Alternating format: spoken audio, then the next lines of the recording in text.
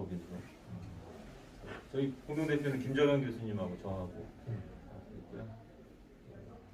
몇 분들이 같이. 아, 청하면 이게 맞구나. 이런 녹색 성장 뭐 그런 이런 개념으로 시작한 게 아니에요. 친환경 뭐 이런 개념으로 한 게. 근데 하다 보니까 이게 연결이 되는 거죠. 막상 보니까 그 열망 그 여열 가지고 뭐 이제 남담도 하고 뭐 그런다 그러는데 여열 가지고 안 되더라고요. 그 두 단체 대표님들께서 먼저 인사 말씀이 있겠습니다. 단체를 구성하게 된 취지와 목적은 현재 진행되고 있는 그린 뉴딜과 앞으로 2050년까지 진행될 탄소 중립, 이제 저희 나라뿐만 아니라 이제 전 세계적으로 그 방향으로 진행을 하는데. 안녕하십니까. 녹색탄소연구소장 신유근입니다.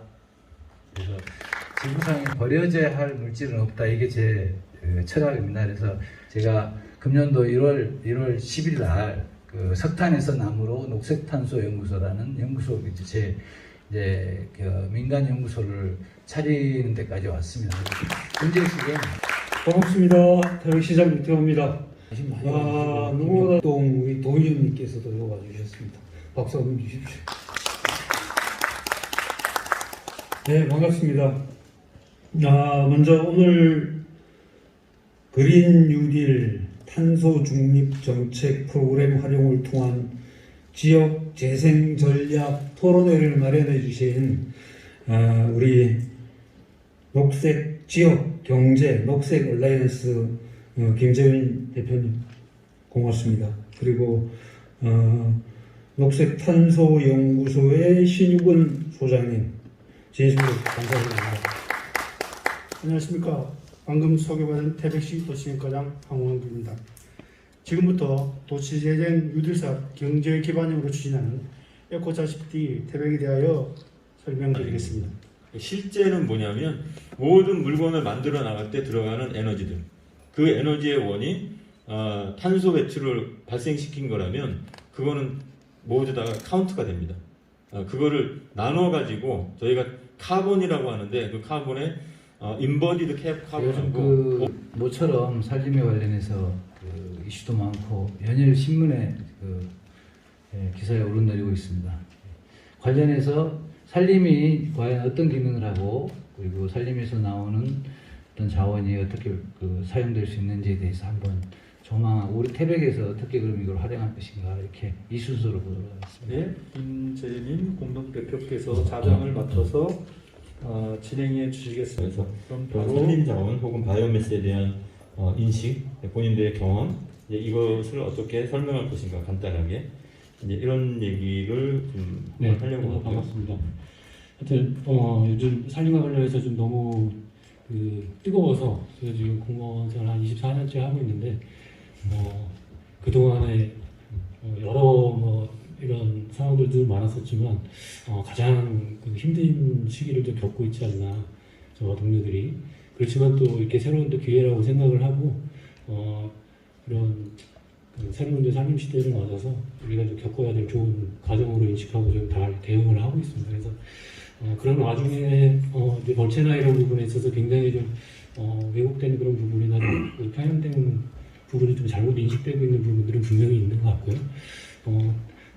다양하게 의견을 좀 수렴해야 되고 그런 부분은 있지만 분명히 좀 잘못된 부분은 분명히 좀 국민들께 좀 인지시켜야 되겠다는 그런 부분이 있습니다. 그래서 우선적으로 이제 산림 부분에 대해서 일단은 기본적으로는 구청 면적이 저희가 한 1,000만 헥타 정도가 되는데요. 그 중에 633만 헥타가 저희가 산림입니다. 그래서 그 중에 보전을 해야 될 곳과 그리고 우리 산림 부분에 또 당연히 아까처럼 이런 목재 산업이랄까, 그다음에 휴양 복지 다양한 이건 이제 업에 종사하시는 분들이 계시기 때문에 그런 업과 관련된 부분으로 그다음에 목재 생산과 관련된 부분으로 우선 저희가 이제 중점적으로 다루고 있는 부분이 한전 경제단지라고 해서 한 233만 정도가 있고요.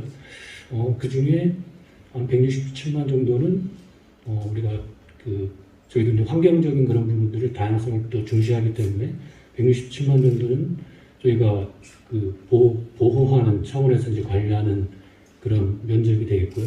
그리고 나머지 지역은 우리가 또 전 국토 면적에 있어서 633만이라는 부분을 차지하고 있기 때문에 국토 개발이랄까 이런 부분에 있어서 토지로서의 역할, 그리고 또 나머지 이제 복지 부분 또 그 다양한 이제 개발 수요나 이런 부분들로 또 활용해야 되는 측면이 있습니다. 그래서 이런 살림 그 다양한 부분에 모든 걸 좀 충족을 시켜야 되기 때문에 무조건적으로 뭐 나무를 뭐 베지 않아야 된다거나 아니면 뭐 개발을 하지 않아야 된다거나 하는 일반적인 그런 부분들은 맞지 않는 것 같고요.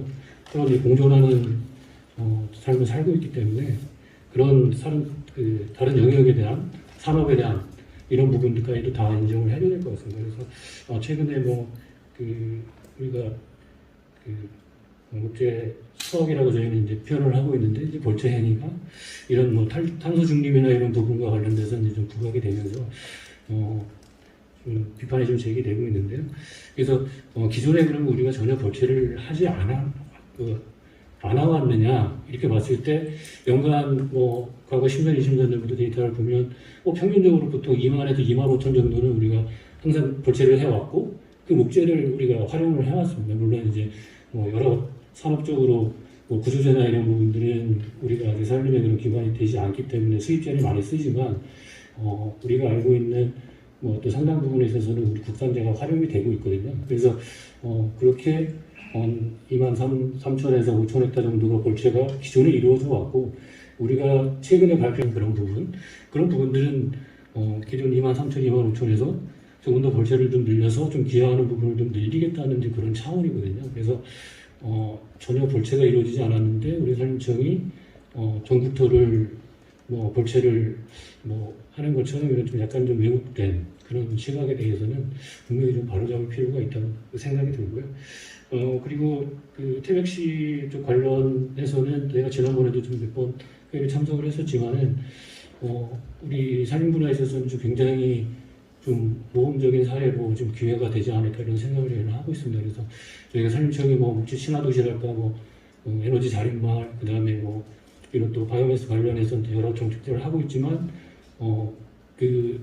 어떤 지역에 특화돼서 패키지화 돼서 이렇게 좀 보여줄 수 있는 그런 장은 사실도 없었거든요. 그래서 태백시에 이제 이런 에코자시티를 기반으로 해서 이런 그 사업들이 좀 성공적으로 잘 이루어져서 보면 이런 산림에 대한 어떤 시각을 좀 바꿔줄 수 있는 그런 또 좋은 기회가 될 수 있겠다 이런 생각을 해봅니다. 네, 주식회사 나노에너지의 이승재입니다.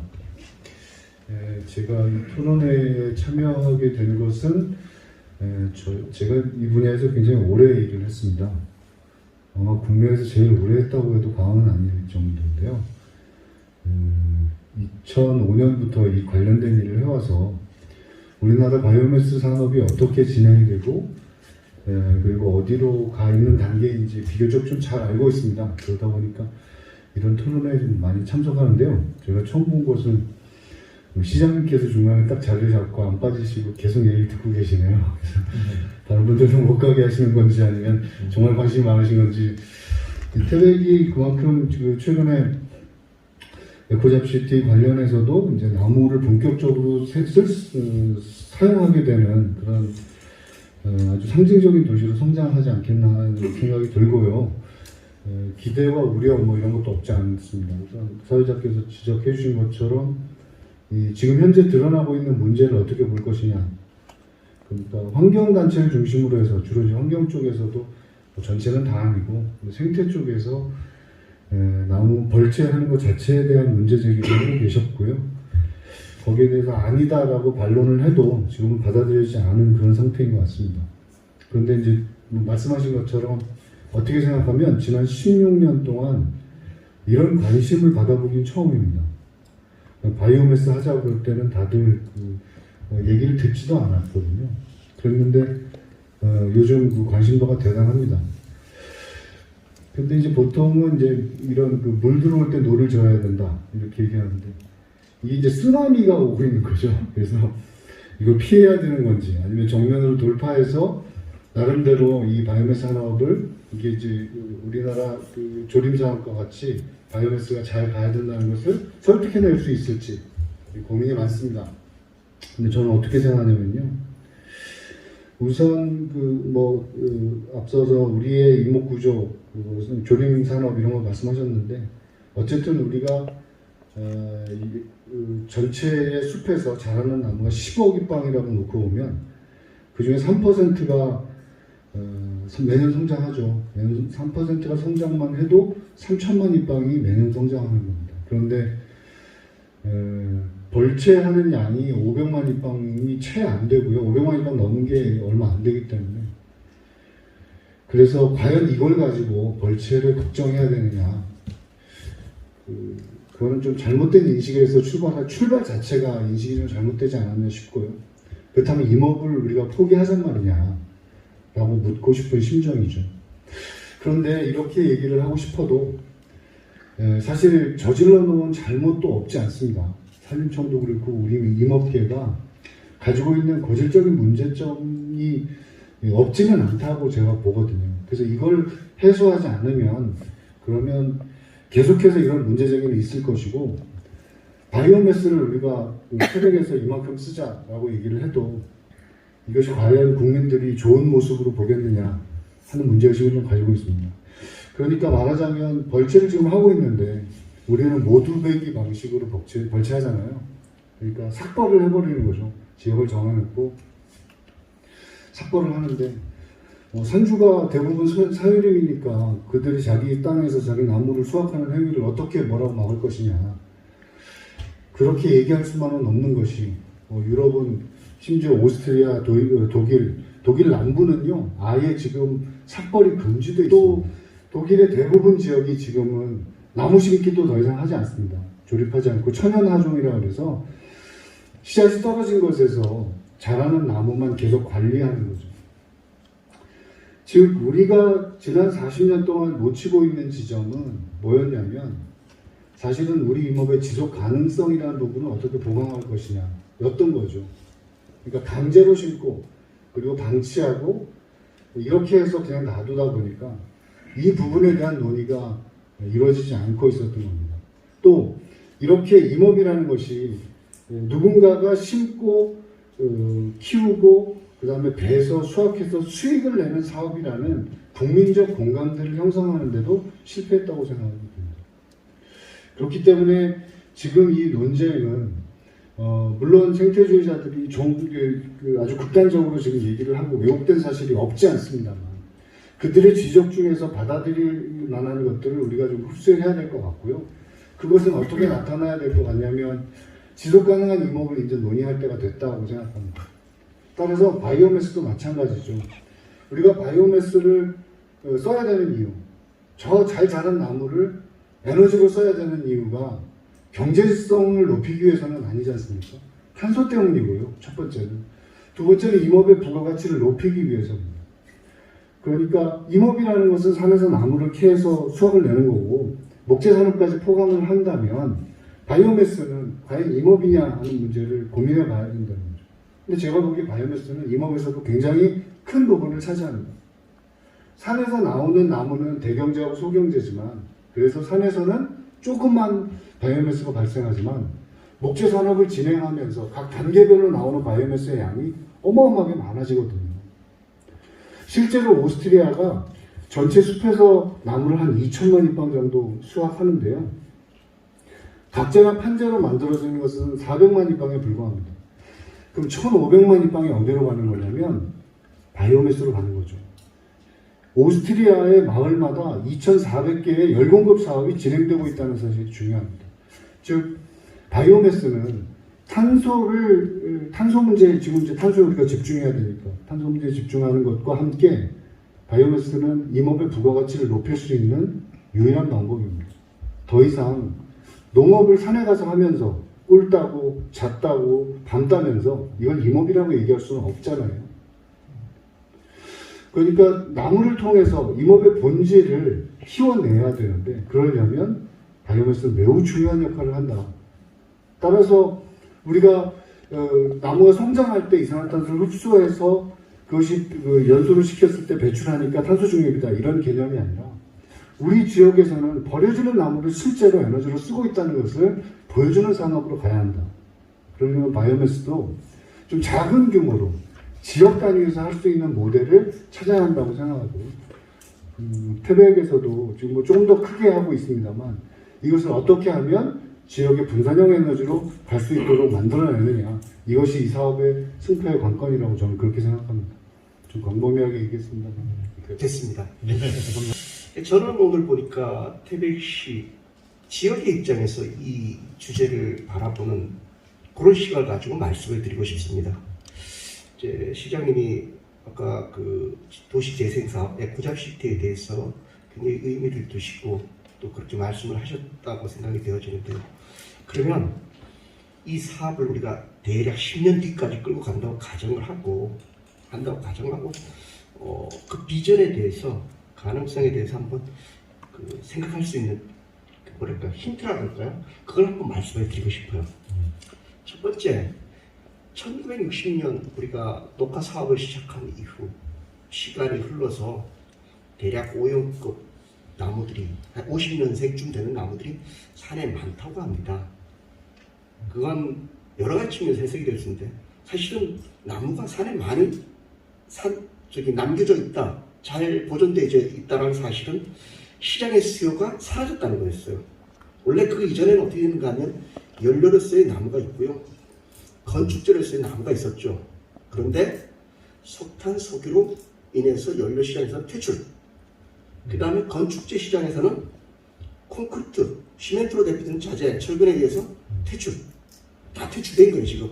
그게 현재 임업이 이 푸르른 숲으로 이 산에 있게 되어진 어떤 경제적 배경이라고 할까요? 그런 배경이 생겨 있는 거죠. 그걸 먼저 좀 이해를 해 주셔야 되고요. 그럼 이 시점에 우리가 이런 주제를 가지고 논의하는 그 의미는 도대체 어떻게 찾아야 되나? 네, 그걸 촉발시킨 것은 제가 보기엔 아까 기후위기로 말씀드려지는 그 CO2 문제가 결국은 그런 값싸고 손쉽게 구하고 그리고 열량이 많은 그 화석계 연료들 대신 다시 시장에 들어올 수 있도록 길을 열어준 거죠. 그래서 10년 뒤를 예상을 한다면 태백시에서 지금 하는 에코잡시티는 상당히 가능성이 있다, 이렇게 이제 저는 생각을 하고요. 이 말씀드린 건 좀 전에 말씀드린 것처럼 시장님께서 판단을 하시는 어떤 실마리가 됐으면 합니다. 두 번째는 제가 이런 류의 이제 자리에 다니면서 말씀을 드려오면 오늘은 좀 그래도 덜합니다. 말씀을 발표자나 토론자들이 숫자값을 정확하게 얘기하고 계세요. 무엇이 됐든. 그래서 대단히 저에게는 그 뭐랄까 신뢰성 있게 들려요. 그런데 다른 경우에 가면 되게 추상적으로 얘기들을 해요. 그래서 저는 그거와 관련해서 하나 말씀을 드리고 싶어요. 산에 나무를 가져와서 공장에 가져왔을 때, 그러니까 쉽게 말해서 제재소죠. 가져왔을 때 도대체 얼마나 제재가 되어지고 얼마나 버려지는 거야. 이거를 한번 말씀을 드리고 싶어요. 보통 우리는 1헥타르에 160입방, 세제곱 정도가 있다고 보통 얘기하죠. 산에서 베면 그 중에 20%는 버려야 됩니다. 가지와 끝. 우리 전문용어로 말구라고 하는데 그 나머지 부분 산에 그냥 버려요. 20%가. 그 다음에 이제 80%가 이제 들어오죠. 80% 들어와가지고 연급, 그러니까 나이에 따라 좀 다르긴 한데 한 40%에서 35% 정도가 죽대기라는 이름으로 버려집니다. 그게 아까 이 대표님 말씀하신 단계별 바이오매스 발생량에 해당되는 거죠. 결국 최종적으로 제재가 되어서 집으로 가는 건 대략 40%밖에 안 됩니다. 그러면 우리 160일 입방하면 계산하면 나오죠. 한 464, 64입방 정도가 나무로 만들어지는 거죠. 자재가 되는 거죠. 이 자재를 가지고 제가 집을 짓는다면 도대체 며칠을 지을 수 있는 거야. 그래서 제가 이렇게 그 목조주택 가서 이렇게 좀 조사를 해보면 일본식은 23입방 한 채를 짓는데요. 23입방. 근데 걔네들 집이 우리보다 자재 자체가 좀 가늘고 그런 특징이 좀 있어요. 우리는 그 중목구조라고 해서 상당히 좀 두텁고 또 뭐랄까 두께가 쉽게 말해서 두께가 두터운 그런 자재를 씁니다. 그럼 우리는 한 제가 보니까 25입방 들어가지 않을까 이렇게 얘기를 들어요. 그럼 아까 64 가져오면 대략 2.5채를 짓습니다. 1헥타르 기껏 배워봐야. 네, 2.5채. 그럼 공장이라는 걸 돌리려면 1년 12달 360일 누군가를 고용하고 회전을 시켜야 되지 않습니까? 일감 없이 어떻게 될까? 야, 얼마나 생산하면 좋을까? 이렇게 생각을 해봤어요. 제가 보기에 그런 그 목조 주택용 자재를 생산하는 공장이라면 1년에 한 250채 정도는 적당한 규모가 그런 것 같아요. 지을 수 있는 양을 생산할 수 있어야 되고요. 작게는 한 120, 30채 정도 돼요. 250채 기준하면 우리나라 같은 경우는 1년에 100헥타를 베어야 되는 거죠. 쉽게 계산을 해보면. 계산을 하다 보니까 이렇게 떨어지네요. 100헥타를 베어야 되는데 아까 여기 자료를 보면 저기 독인가? 맞죠? 거기 보니까 그 광산 인근에 산림 시공 사업으로 5,416헥타르가 있다고 해요. 석공 그 인해까지 포함해서. 이런 경우에는 하나의 군역을 묶어서 공장 하나를 세팅하고 사업을 할 수가 있는 거죠. 왜 그러면 제가 5,400, 6천 가까이를 생각하냐? 사실 벌기병은 저가 학교 다닐 때 배울 때는 유경급에서 60년생 대표를 배라고 돼 있어요. 근데 최근에 와서는 이런저런 이유로 사형급도 늙었다고 얘기하고 이제 배게 되는 이런 구조인데 어쨌든 60년 동안 매년 100헥타를 사이클 윤벌 시스템으로 순환해서 되려면 대략 6,000헥타쯤 있어야 됩니다. 그럼 이 정도 되면 공장은 도대체 사이즈가 어떻게 되냐? 대략 한 20명에서 30명 사이에 직원이 근무하는 공장이 되는 거죠. 사실 이 분야에 가공 들어가면 기계가 전부 다 그러니까 생산 과정이 자동화되어 있어요. 그래서 인원이 생각만큼 옛날처럼 많이 필요하지 않습니다. 현장에서는 상당히 인원이 필요하지만 공장 내부에 들어오면 거의 자동화되어 있거든요. 그 CNC라는 그 기계 분야에 유명한 그 설비가 있어요. 그런 설비들로 하는데 제가 확인해 보니까 대략 신식 세팅을 하면 60억까지 얘기를 해요. 한 시스템에 중고 15억 정도. 이게 부산에 있어요. 부산에 좀 얘기를 해도 괜찮겠죠? 네. 만나서 얘기를 일본 사람인데요. 일본은 어떻게 하냐 했으니까 우리도 사실은 산업 사정이 쉽지는 않다. 그러면서 재밌는 걸 발견해요. 일본 사람이 부산에 와서 한국인과 합작 공장을 차리고 공장을 돌리는데 거기서 생산되어진 건축용 자재는 일본으로 다시 갑니다.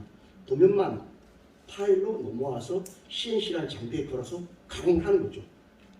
그러면 그 원자재는 어디서 왔냐? 일단 이렇게 한국말로 켰다는 그 판재, 각재로는 어디서 오냐? 일부는 일본산, 일부는 오스트리아산이에요.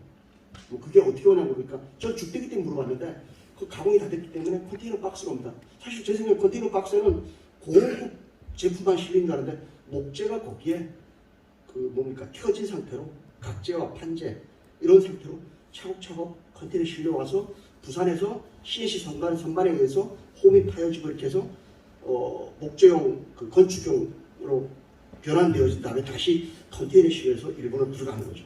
한국에서 이루어진 일은 이렇게 됩니다. 그래서 만약 태백에서 한다면 그 제가 생각했던 제가 공장 사이즈 얘기했죠. 그 사이즈를 유지하기 위해서는 대략 얼마의 산이 필요한지 제가 말씀을 드렸어요. 제가 태백은 면적이 300헥타르죠. 300평방 킬로미터 좀 되죠. 태백 전체 면적이. 거기에서 나무를 뺄 수 있는 산은 얼마나 될까? 일단 고민해보면 될 것 같아요. 그리고 제가 권유드리고 싶은 것은 분산형 시스템으로 가야 되기 때문에 이 제재 자체도 아까 열병합 그 에너지 생산 시스템도 분산형을 가는 게 좋다고 하는데 이것조차 분산형으로 가야 되기 때문에 옆에 있는 다른 시군과 연계에 대해서 고민을 해봐야 되지 않을까 이렇게 생각합니다. 제가 조금 두서가 좀 없었을 것 같은데요. 하여튼 이해가 좀 됐으면 바람입니다. 이상입니다. 태백시가 없었다면 우리 태백시의 연탄이 없었다면 대한민국의 이 푸른 숲이 오늘날 있을 수 있겠는가. 그래서 시장님은 그 소유권을 또는 그 권리에 대해서 주장이 가능할 거라는 생각이 듭니다. 바로 이 석탄에 의해서 연탄에 의해서 오늘날의 이런 푸른 숲이 가꾸어질 수 있다. 그런 자부심과 긍지를 가져도 좋겠다는 생각이 들고요. 그럼 이 태백시가 제가 얻어보니까 굉장히 가파른데 과연 이 가파른 산을 이용할 수 있을까? 있다. 왜냐하면 스위스, 오스트리아 더 가파르고 더 고지되고 우리보다 온도도 더 낮은데 우리보다 훨씬 산림을 잘 이용하는 것은 인도라든지 기계화라든지 인프라가 문제지 산은 문제가 아니다. 산은 전혀 문제가 없다라는 생각이 들고요. 그리고 국유림이 대부분이라고 이제 하셨는데 국유림이 좋은 조건일까 나쁜 조건일까? 좋은 조건이에요. 만약에 사유림인데 산주가 막 한 10,000명쯤 있다 이러면 뭐 회의도 못하고 이거 뭐 어떻게 할 수 없는데 국유림이라면은 국가가 결정하면은 할 수 있기 때문에 이게 또 굉장히 좋은 조건이다. 일자리를 얼마나 만들 수 있을까? 독일이 우리나라하고 산림 면적이 똑같습니다. 남북 합치면 만 헥타 정도 되는데 일자리가 독일의 자동차 일자리가 자동차가 제일 유명한 데 독일이잖아요. 자동차 일자리가 80만 개인데 산림 일자리가 110만 개입니다. 세계에서 자동차 산업이 제일 발전한 자동차보다 산림 일자리가 더 많습니다. 오스트리아는 우리나라 산림의 한 3분의 2 정도 되는데 산림 일자리가 30만 개입니다. 그 제가 이제 태백이 우리 산림 면적이 몇만 헥타인지는 모르겠는데 제가 딱 어림짐 봤을 때 한 10,000개는 나올 것 같아요. 이 산림과가 만약에 오스트리아처럼 독일처럼 한다면 그러니까 지속 가능한 산림 경영을 하고 순환 시스템으로 목재를 만들고 부산물로 바이오매스를 만들고 그걸로 난방을 하고 그리고 이제 요새는 하여튼 그렇게 한다면 좋은 숲을 가꾸고 그 속에 농사를 짓고 한다면 아마 10,000개도 가능하지 않을까. 만약에 독일처럼 오스트리아처럼 한다면. 그래서 거기가 하는데 우리가 뭐 못하라는 법은 없지 않습니까? 물론 거기 숲이 더 좋지만은 지금 우리 숲이 나쁘냐? 저는 별로 나쁘지 않다. 왜 나쁘지 않다고 생각하냐면은 굉장히 과밀화되어 있기 때문에 많이 섞어야 돼요. 많이 섞어야 된다는 것은 바이오매스 자원이 많다는 얘기예요. 그러니까 지금 불 떼야 될 나무가 굉장히 많아요. 예? 그러니까 불 떼야 되는 나무가 작아서 가치가 없다는 거는 지금 탄소 중립으로 지금 불 떼야 되는 지금 시대가 왔는데 석유를 못 쓰고 석탄을 못 쓰는 시대에는 나쁜 자원이 아니다. 우리 나무 가늘다고 나무를 탓할 필요도 없다. 그리고 또 하나는 최근에 이제 목재가 CLT라고 해서 첨단 공학 목재라서 나무 4개, 5개 합쳐서 원기둥 하나를 만들고 곡선도 만들고 빌딩도 짓고 지금 18층짜리 빌딩도 짓고 일본은 지금 뭐 100층짜리를 41년까지 짓겠다고 하고 전 세계가 목조 주택으로 프랑스 같은 경우는 공공건축물에 50% 투자가 필요한데 그럼 과연 정부가 투자를 할 거냐? 저는 해야 된다. 할 거다. 또 저는 이제 더불어민주당 산림팀장으로서 꼭 하게 만들어야 된다. 왜냐하면은 지금 우리 숲을 가만두면은 너무 과잉이 돼가지고 탄소 흡수 우리가 제일 중요한 탄소 흡수원인데 해마다 탄소 흡수율이 뚝뚝 떨어져요. 2010년에 6천만 톤을 흡수했는데 지금 4,500만 톤을 흡수하고 있고요. 2030년이 되면 2,400만 톤을 흡수하고 2050년 되면 1,400만 톤으로 떨어져요. 그리고 더 가면 더 떨어져. 우리 숲이 있지만은 탄소 흡수라는 이 기후위기 시대의 가장 중요한 기능을 점점 못하고 있어요. 그걸 제가 돈으로 계산해 보니까 2050년 되면 30조더라고요. 누적하니까. 매년 1조씩 사라지고 있는데 우리 정부가 과연 이걸 보고 있어야 되냐. 5천억만 투자 우리 태백 같은데 이런 산 많은데 그 사라지는 산림의 탄소 가치의 절반만 투자해봐라. 그거보다 훨씬 많은 탄소를 흡수하게 만들면서 일자리를 더 많이 만들고 에너지를 더 많이 만들 텐데 제가 그래서 요새 속이 터집니다. 이걸 이제 설득하고 있는데 나무를 베면 안 된다고 이렇게 우리 현실을 잘 모르고 하시는 숲속에 들어가 봐라. 지금 나무가 제가 조사해 보니까 40년생 소나무가 37%가 앞으로 10년 안에 드러내줘야지 나머지 나무도 숨을 쉬겠더라고요.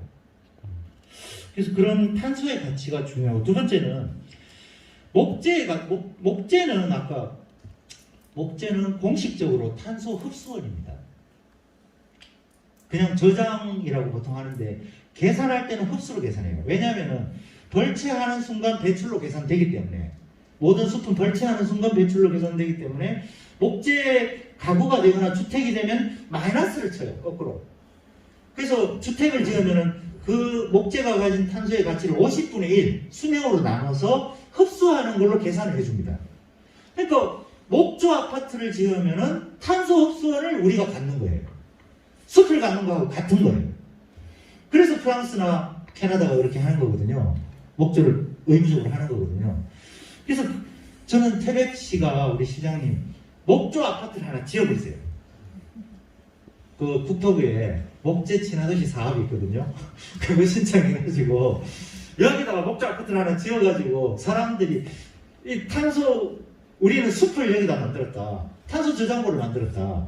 기후 그리고 목재 아파트를 짓다 보면은 그 관련 산업을 유치할 수도 있습니다. 왜냐하면 수요를 딱 주고 와라 우리 지역에 원재료가 여기 있지 않냐. 그래서 그런 것으로 발전시킬 수 있을 것 같고 그 다음은 열의 가치입니다. 아까 그 쭉 이제 성재 대표님 말씀해 주셨던 것처럼 우리가 재생에너지 하면서 전기는 아는데 태양광, 풍력 다 전기 만드는 거잖아요. 그걸로 열 만드는 거 아니잖아요. 근데 전기보다 2배나 생활에서 많이 쓰는 열에 대해서는 재생열이라는 개념조차도 없어요. 대한민국이. 부끄럽지만. 최근에 줄 한 줄 들어갔어요. 바이오 에너지를 뭐 재생에너지. 이제 빨리 우리도 깨워서 이 열 분야는 목재를 통해서 가장 효과적으로 재생에너지에 도달할 수 있는 분야거든요. 그리고 우리 농촌에서 축산 분뇨, 우리 강의 하수 슬러지, 이게 다 열 분야에서 가장 재생에너지에 도달할 수 있는 가치가 있는데 우리 아직 보지 못해요. 그래서 저는 농촌이 그런 자원과 가치를 가지고 있다. 그리고 마지막으로는 지역 재생의 가치. 야, 일자리 이렇게 많이 나오는 게 어딨냐. 도시에서 반도체 수십 조를 넣어도 일자리 몇 개 안 나옵니다. 100개, 200개 나옵니다. 우리 농촌의 이 재생에너지를 만드는 이 과정에 어마어마하게 많은 일자리가 나오는데 이걸 정부가 지금 보지 못했다. 그래서 저는 이 아까 열 배관을 쭉 이렇게 지역에서 재생을 하는 과정이 저는 제2의 새마을운동, 또 지붕에 스랩들을 걷어내고 태양광을 올려서 지역에서 열만 가지고 안 되거든요. 전기 다 이렇게 협업을 해야 되기 때문에 그런 과정이 지역 재생의 과정이 될 거다. 그럼 이제 어떻게 할 거냐, 마지막으로 정리 말씀을 드리면, 할 일은 많고 돈도 많이 필요한데 정부가 많이 줄 것도 같지 않아요. 지금 아직 이제 깨우침이 부족하기 때문에 시간이 좀 필요할 거라고 하는데, 저는 시범 모델을 잘 만들자. 많은 돈이 필요한 게 아니라 우리는 적은 돈을 가지고도 시스템이, 이 순환형 시스템이 완벽하게 구현된 어떤 한 곳이 필요해요. 우리 저 환경부 우리 저기 균발이 우리 정책관님 와 계신데, 태백을 그런 곳으로 이 80 몇 프로나 되는 이 국유림 산림을 가지고 어떻게 하면 유럽처럼, 물론 조건은 다르지만 우리가 뭐 유럽보다 꼭 우리나라 사람들이 굉장히 똑똑하잖아요. 뭐 기계도 잘 만들고 우리나라 사람들이 못하는 게 있습니까? 머리도 좋고. 그래서 그런 걸 가지고 이 지역을 그런 선도적인 시범지구로 만든다면 저는 전 세계에서 이런 시스템을 구경하러 오지 말라는 법이 없다. 그래서 그런 곳으로 한번 태백을 만들어 봤으면 좋겠다라고 제안을 드리고 싶습니다. 고맙습니다. 또 여기서 지금 스마트팜도 하나의 아이템으로 들어가 있는 것 같아요. 관련돼서 한 말씀 부탁드립니다. 지금 강의를 맡고 있는데요. 그래서 저는 여기 뭐 탄소 중립과 이제 여러 가지 산림, 바이오매스 관련해서 여러 가지 논의를 하고 있는데, 좀 생뚱맞게 농업 전문가, 그러니까 농업을 가르치는 사람이 여기 와 있어서 좀 의아하실 수도 있겠습니다. 그러나 저희 스마트팜에서 이 어떤 본질적인 문제, 지금 현재 진행되고 있는 스마트팜의 이런 흐름들이 과연 지금 논의되고 있는 이런 바이오매스라든지 지역재생과 어떤 연관성이 있는지 좀 농업인으로서, 그러니까 농업에 종사하는 사람으로서의 시각으로서 좀 간단하게 좀 말씀을 드리고자 합니다. 일단 스마트팜이라고 하면은 여러분들이 알고 계시고, 그리고 지금 현재 정부에서도 추진하고 있는 것들이 스마트팜이 과도하게 생산성 증가라든지 이런 기술적 측면에서만 접근을 하고 있습니다.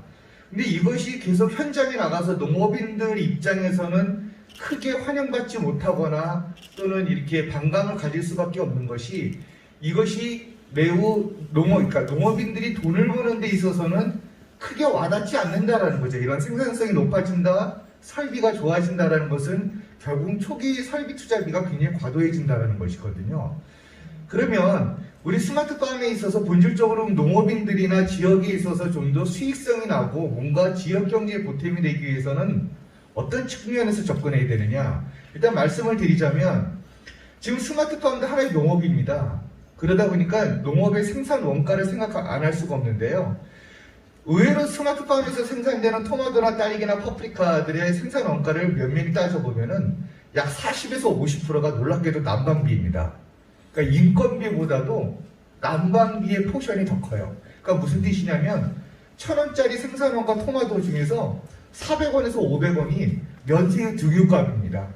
예, 이런 문제를 가지고 있기 때문에 지금 아무리 생산성을 고도화시킨다고 하더라도 이런 에너지 부분에 대해서 우리가 뭔가 접근을 하지 않으면 우리 농산물의 경쟁력, 우리 농산물의 수출 다 물 건너가는 겁니다. 예. 그 다음 또 하나 문제는 지금 현재 스마트팜에서 나오는 농산물이 사실은 생산적인 측면뿐만이 아니라 우리가 유통 측면에서도 봐야 되거든요.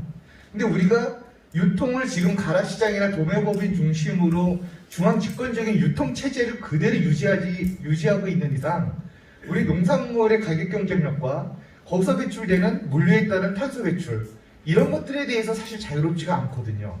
그리고 가격으로 말씀을 드리면 생산 원가의 토마토는 7%, 딸기는 11%가 그 유통 과정에서 나와서 물류에서 허비되는 코스트거든요. 그러니까 1,000원 중에 100원 정도가 길거리에 버려지는 거예요. 그럼 이 문제를 어떻게 해결해야 되느냐? 첫 번째, 우리 스마트팜도 중요하지만 이 스마트팜에 있어서 우리가 기술적 접근을 에너지를 과연 어떻게 절감을 하고 생산을 친환경적으로 바꿔줄 수 있느냐, 이것이 매우 중요한 화두라고 생각을 합니다. 그런데 가만히 보면 지금 현재 사실 농어촌공사 중심으로 우리가 이렇게 친환경이라든지 재생에너지 쪽으로 사업이 없는 건 아니에요. 근데 이게 좀 문제가 있습니다. 그러니까 문제라기보다 좀 농촌 지역이나 이런 태백 지역에 접근하기에 한계성이 있는 부분이 있습니다. 첫 번째로 지금 이제 지열 히트 펌프라든지 이제 공기열 히트 펌프 이런 재생에너지를 지금 많이 농가한테 보급을 하고자 하는데 빨리 말씀드리겠습니다. 지열 히트 펌프는 너무 비싸요. 땅을 타야 되거든요. 그 다음에 공기열 히트 펌프는 우리나라는 대부분이 공기가는 난방을 많이 쓰는 겨울 지역, 겨울 시즌에 영하 5도 이상으로 내려가기 때문에 난방의 효과가 공기열 히트 펌프는 굉장히 떨어지거든요. 그래서 지금의 신재생 에너지 시스템으로는 우리 현재 스마트팜의 겨울 재배 위주로 진행되고 있는 현재 대한민국의 스마트팜 체제에는 그닥 가성비가 높지 않다. 그래서 별 실효성이 없다라는 것이죠.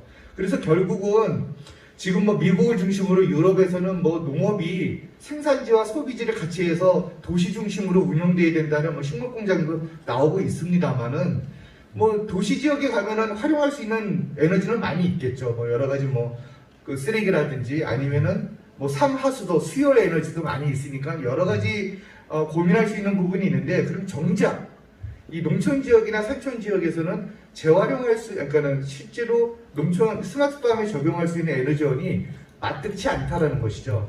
그래서 우리가 선행적으로 하고 있는 유럽의 경우를 보면은 아까 쭉 패널 분들께서 말씀드렸지만 이런 산림 바이오매스를 통해 가지고 그것을 여론으로 활용하는 스마트팜이 네덜란드와 독일에서는 이미 기술이 굉장히 상용화되어 있거든요.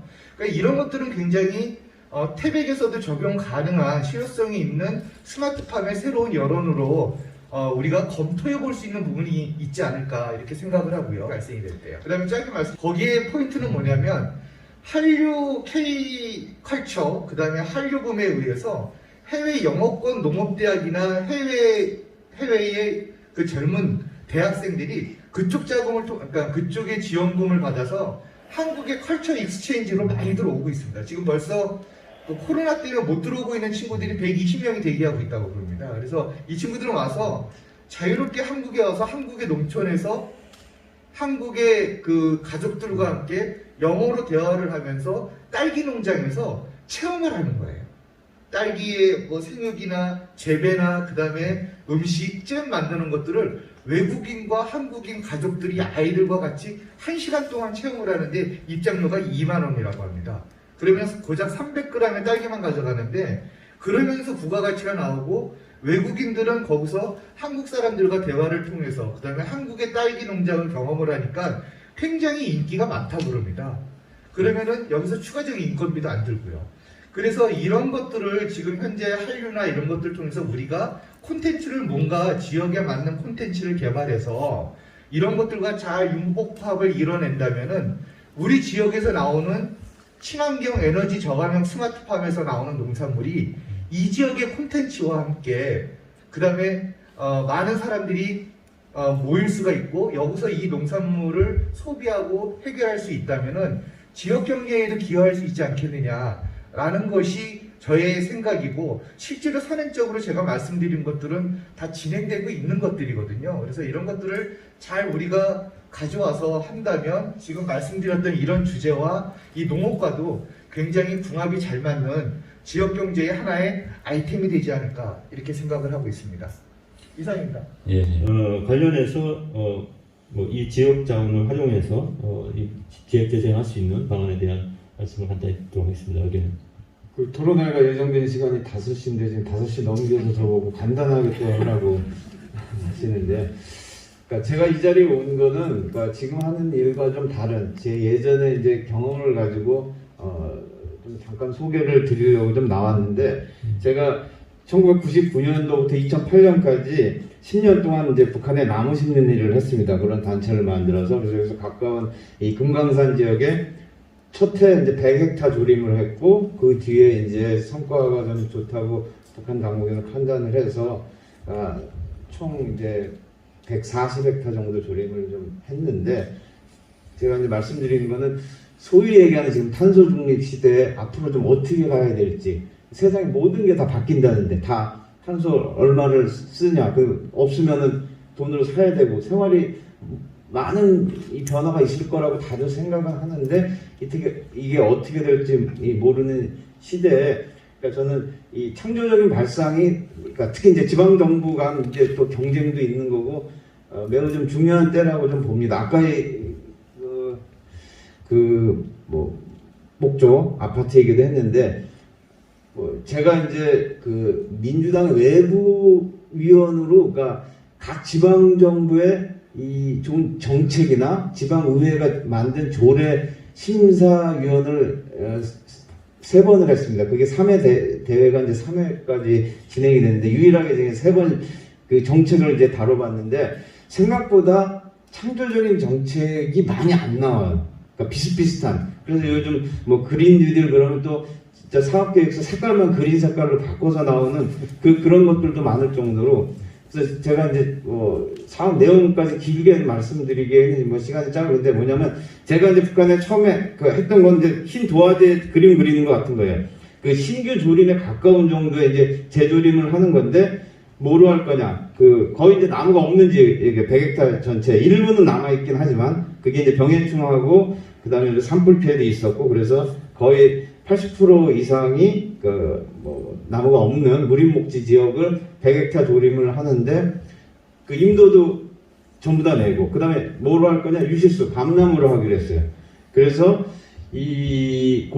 북고성군 전체 소위 인민들이 다 먹고 살만한 계획을 가지고, 20년 계획을 가지고, 그래서 헥타당 뭐 한 4톤에서 8톤 정도 밤을 생산하고, 그 밤 시세가 뭐 국제 시세가 좀 달라지긴 하지만 그걸 가지고 그 어떤 걸 하는 것보다 이 고성군 전체 경제를 올릴 수 있는 그 계획을 제출했고, 북한 당국이 거기에 대해서 좋다라고 이제 동의를 했기 때문에 이제 했던 거고, 그 다음에 이제 조림 이후에 뭐 부가가치를 높이기 위한 뭐 밤 가공 산업, 그 다음에 탈피, 껍질 까는 뭐 수공업적인 그런 생산 작업장부터 해서 가공 산업 뭐까지 이르기까지 그거를 좀 그 지역 내에서 일관화하고, 그 다음에 거기서 생산된 이제 부산물 바이오매스 가지고 어쨌든 난방 문제도 해결하는 그 지역 자체가 에너지 자립 마을을 만들어 보자고 이제 20년 전에 했었고, 북한에서도 그걸 받아들여서 좀 했는데, 이제 잘 나가다가 이제 여러분 다 아시는 금강산 피격 사건, 박광대 사건 때문에 사업 전체가 좀 중단되는 좀 아픔이 있지만, 그래서 제가 이제 말씀드리는 거는, 지금 이제 새로 사업을 시작하는 데들이 이런저런 계획을 만드는데 그냥 비슷비슷한 지역 특성에 기반하지 않은 뭐 이제 비슷비슷한 사업들을 좀 많이 만드는데, 저는 아까 말씀 나온 대로 태백은 태백형 이 탄소 중립 시대에 맞는 지역 재생 사업들이 충분히 좀 뭐 가능성 있는 게 좀 있다고 보고, 그걸 좀 만드는 그런 좀 물꼬를 트는 오늘 토론회가 됐으면 하는, 그래서 늘 그냥 하나는 의례적인 토론회가 아니고 좀 그런 단초를 만드는 토론회가 됐으면 합니다. 저도 좀 길었네요, 죄송합니다. 제가 이제 이 자정을 꽤 오래 했거든요. 이 자정을 잘 하는 편이기도 하고, 제가 이제 보면은 이제 패널도 있지만은 청중들의 분위기를 보면서 이 조절을 좀 합니다. 근데 오늘 굉장히 진지하게 이게 집중력 높게 하셔서 이렇게 말씀하시는 분 얘기를 좀 끊고 싶지가 않았어요. 그래서 그런 게 있는데, 그래도 질문은 또 있고 하실 말씀이 있으시면 한 5분 정도 시간을 좀 더 내서 한번 들어보면 어떨까 합니다. 혹시 질문이나 간단히 코멘트 하실 분 있으시면 손 들고.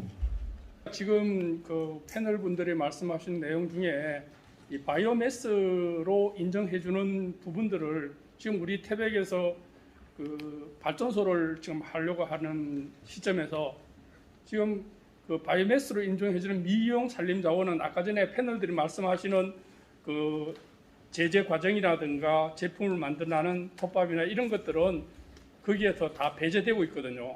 그렇다면은 정말로 우리가 미용 산림 자원으로만 발전소를 10메가와트를 가까이 되는 것을 돌린다는 게 과연 그게 여러분들이 말씀하시는 것처럼 가능할까? 그것부터 해결해 주지 않으면은 제가 볼 때는 배보다 배꼽이 큰 사업이 아니냐 하는 생각을 하고 있습니다. 태백에 9.9메가짜리 설비가 들어섰는데요. 처음부터 우려가 좀 있었죠. 과연 이것을 지역에서 조달할 수 있을 것이냐 우려도 있고, 또 그렇게 조달했을 때의 문제점은 없을 것이냐, 지금도 우려하시는 분들도 많이 계신 것 같습니다. 결론적으로 얘기하면 조달은 아마 될 겁니다. 어떤 식으로든지 간에 조달은 될 텐데, 이제 미이용 산림 바이오매스라는 것은 그 산림청 고시로 이렇게 나오는 거거든요.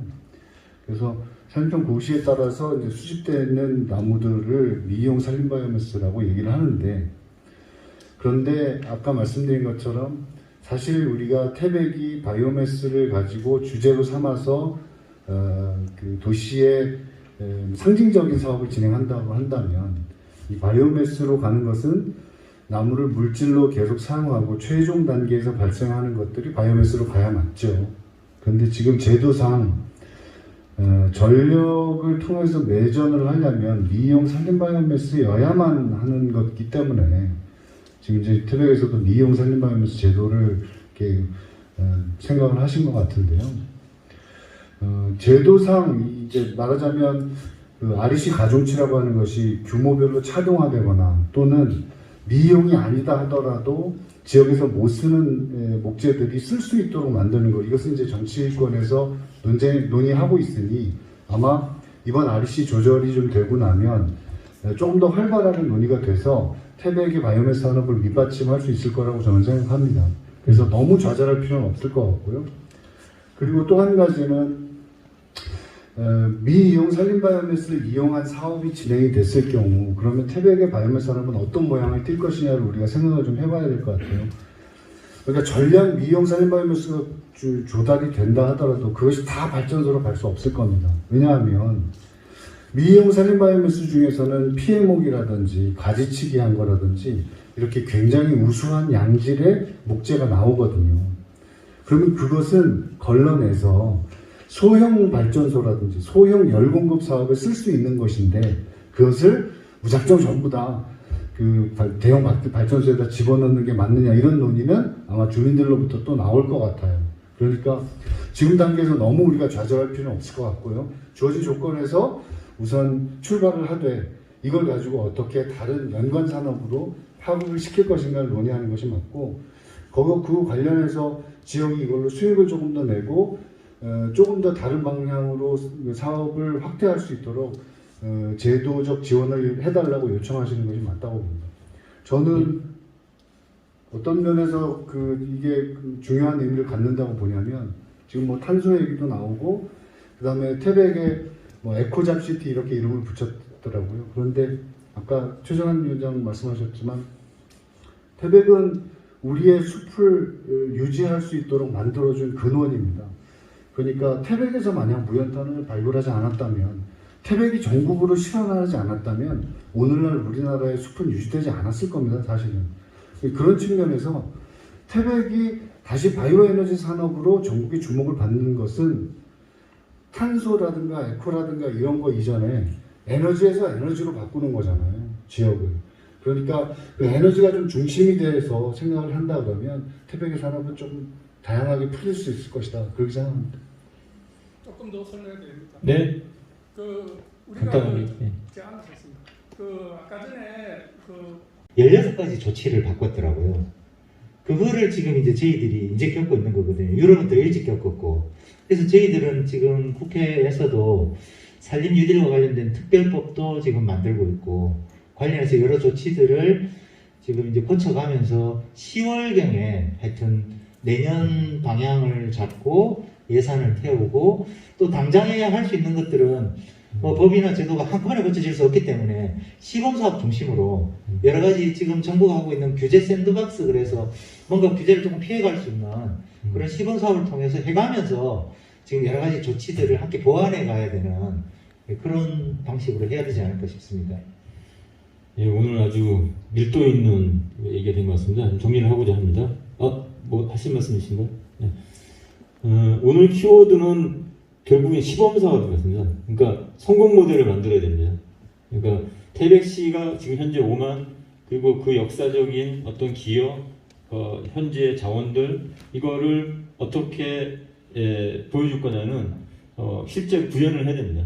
그래서 그 구현을 할 수 있는 작은 프로젝트, 근데 그게 성공으로서 인정받을 수 있는 어떤 것, 그걸 어느 정도 스케일로 할 것인가, 이런 것들은 같이 머리를 이제 맞대서 해야 되겠죠. 그래서 오늘 굉장히 여러 군데서 오셨습니다. 여기 당에서도 오시고, 경남 강원연구원에서도 우리 김경남 연구원님께서도 오셨고, 좋은 그 자리가 된 것 같고, 저희 지역경제 녹색 얼라이언스에서도 첫 행사인데 상당히 의미 있는 자리였다고 봅니다. 그래서 끝까지 자리를 지켜주시고 앉아서 경청해 주신 분들에게 감사드리고, 이것으로 오늘 행사를 마치도록 하겠습니다. 감사합니다. Sorry, it's DJ.